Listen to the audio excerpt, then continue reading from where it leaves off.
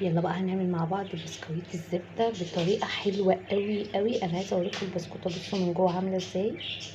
بصوا التسويه من فوق ومن تحت، مقرمشه من بره ودايبه ذوبان من جوه. بصوا عامله ازاي ومقرمشه جدا جدا من بره. بصوا، لو عايزه تعرفي الطريقه والمقادير كملي بقى الفيديو، ولا تنسوا اللايك والشير. كل سنه وانتم طيبين. هنا 350 جرام زبده طريه بدرجه حراره الغرفه، دي بتعادل كوبايه ونص. هنا هنحط عليها كوبايه سكر بودره، وهنضربها بالمضرب كهربائي كويس قوي. اهم حاجه الزبده تبقى بدرجه حراره الغرفه والسكر بودره عشان تنجز معانا.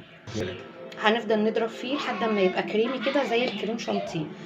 لو انت ما عندكيش المضرب الكهربائي هتضربي بالمضرب السلك العادي، بس هياخد منك وقت شويه عن المضرب الكهربائي.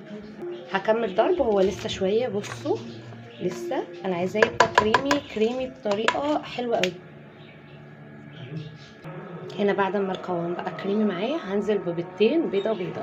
هضرب اول بيضه لحد ما تختفي وانزل بالتانية.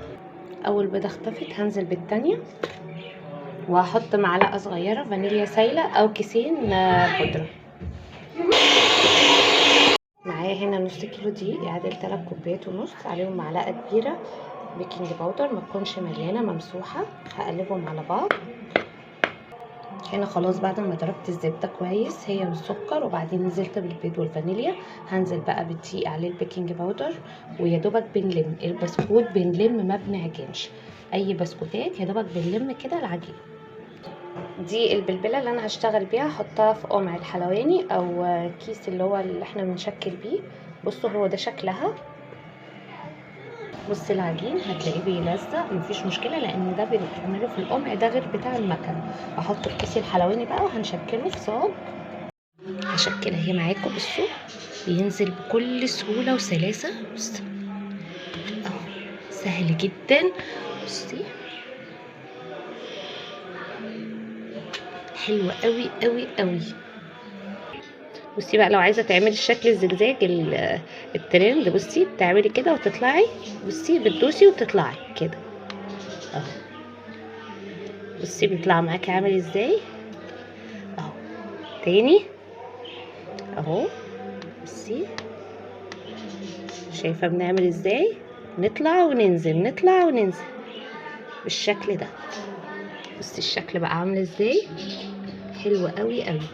عايزه تعملي الشكل ده، عايزه تعملي الشكل العادي براحتك خالص اهو. بصوا سهل قوي قوي قوي. بصوا بيطلع معانا بكل سهوله. هنحطه بقى في فرن درجة حرارة 180، يكون الفرن سابق التسخين. هياخد معانا من 10 ل 12 دقيقة ان شاء الله لما ياخد لون من فوق وتحت. خلاص خلصنا البسكوت. بصوا البسكوتة عاملة ازاي، تحفة قوي قوي. بصوا تسوية وشكل حلوة قوي، يعني عايزة اوريكم اصلا. بصوا جميلة جدا جدا. اكسرها معاكم. بصوا روعة روعة روعة. بسكوتة متماسكة من بره بصوا، وفي نفس الوقت بصي دايبة من جوه. جربي الطريقة ان شاء الله هتعجبك، واحلى لايك وشير. والسلام عليكم ورحمة الله وبركاته.